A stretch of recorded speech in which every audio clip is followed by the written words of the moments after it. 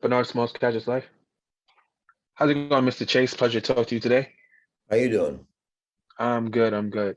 So let's jump right into this. One thing I truly appreciated about The Sopranos and this film, of course, is your the focus when it comes to insecurities to psychotherapy and mental health.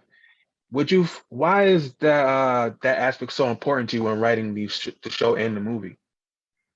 Well, I mean, probably because I have done a lot of psychotherapy myself as a patient, not as a therapist, Well, wow. um, or a client. That's probably a better Mm. word. And I don't, now that I think about it, I got interested in Sigmund Freud. It wasn't in school. I was in high school, but maybe a freshman or sophomore. So I guess I don't know. I'm just interested in how the mind works and what makes people people, and probably because I was insecure and I needed therapy also. Interesting. Um, a lot of story takes place during the Newark riots, and the riots itself, or itself, is a character in the film as well. Why was it important that the viewers see how each character, whether it be Harold or the DeMille family, viewed these riots from their eyes and their perspectives? Well, someone had suggested, actually Tom Fontana had suggested to me a long time ago that it would be interesting to see um, a Sopranos prequel set in the past Right. that featured Johnny and Junior as younger men. Mm, And I thought it was a great idea, but I never did anything with it. But that mhm. kernel of that idea stuck with me. So the idea of doing a prequel um, appealed to me. And since we're going to be in Newark, I thought, well, what's a dramatic situation in Newark? And the riots were there. True. Now, since you focus on doing the prequel, you have said that after you finished the Sopranos show, that you really didn't have any interest in continuing that story. So, which I'm glad you actually continue with the prequel, because I'm a big fan of the show.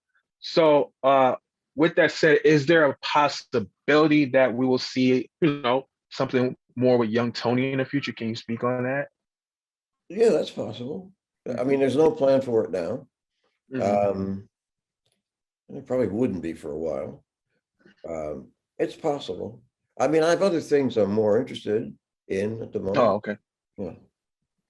cool. And to wrap this up, the Sopranos theme song is regarded literally one of the most iconic openings in TV lore, TV history. Where would you personally rank that as far as, TV lore and movies and things like that? Where would you rank the Sopranos theme song and opening? Pretty high. Um, you know, I I mean, I heard that song on the radio. Los Angeles has one of the great radio stations of all time, Right. KCRW.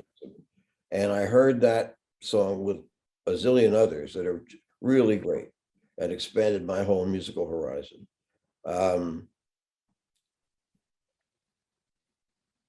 and I don't think that band A3 was really going anywhere. Um, and I hope it helped them. It, I just, yeah, it was. I mean, I'm a little tired of it now because I've worked with it for all these years, but it's really a good song, really a good song. One thing I noticed about watching the film was like it really didn't come off like a movie. It felt like I was watching a very long episode of Sopranos, which is really cool. Was that done on purpose? Was it filmed that way on purpose? Gee, no. I'm glad you said it was good, because I think there's a structural thing about the movie that some people will notice, which is there's a time cut halfway through. So in a way, it sort of breaks into two episodes, and we have two actors playing young Tony. We have the very celebrated Michael Gandolfini's performance, but we also have William Ludwig playing the younger version. So in a way, there's a you can't get around the fact that it sort of feels like two episodes of Sopranos, but with bigger production values. But no, when I set out to make it, I set out to think, okay, what's the big screen version of this? Let's make sure we have some slightly epic scenes. Let's make sure that we do right by the big screen So hoping it doesn't feel just like TV.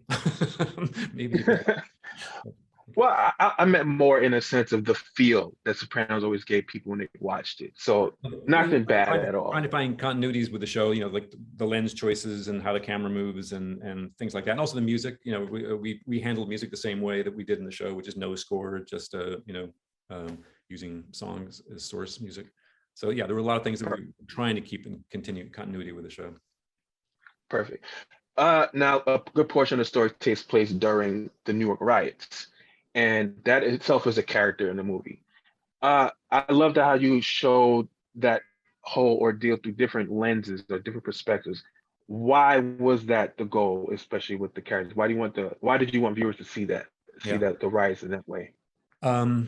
It was built into the very beginning of the conception of the movie, because I know David thought one reason he wanted to go to a prequel time frame was because he remembered that time from living there, and he had never seen it represented and wanted to sort of explore it again. To me, it fits right into the themes of our movie in a big sort of in a big way.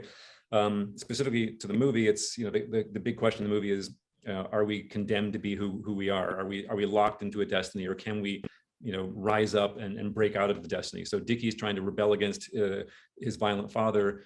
Harold is trying to rewrite who he is and who society tells him he can be. And we see him get sort of radicalized over the course of the rebellion and the riots and the looting.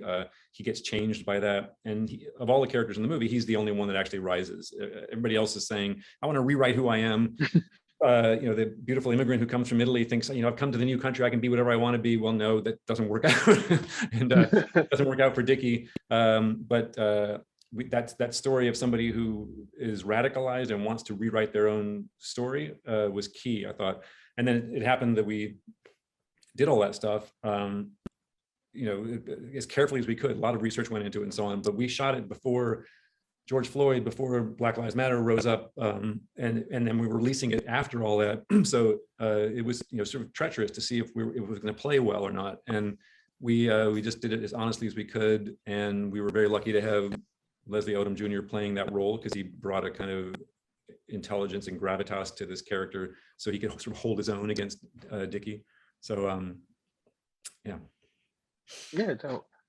Finally, where do you rank the Sopranos theme song and opening in TV lore? Where do you rank that? Good question. That was David's idea, the song, and that was David's idea, that sort of montagey.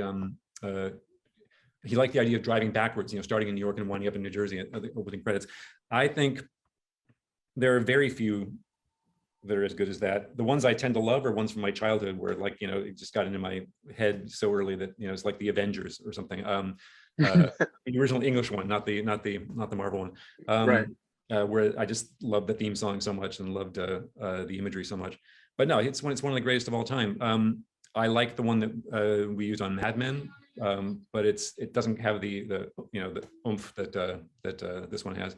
And we knew from the beginning that we needed to bring that music in just for a hint in the movie somewhere. Because it still has such staying power. Anyway. Thank you. And fans will be very pleased. It was a pleasure talking to you today, man. I appreciate it so much. Thank you so much. Thanks.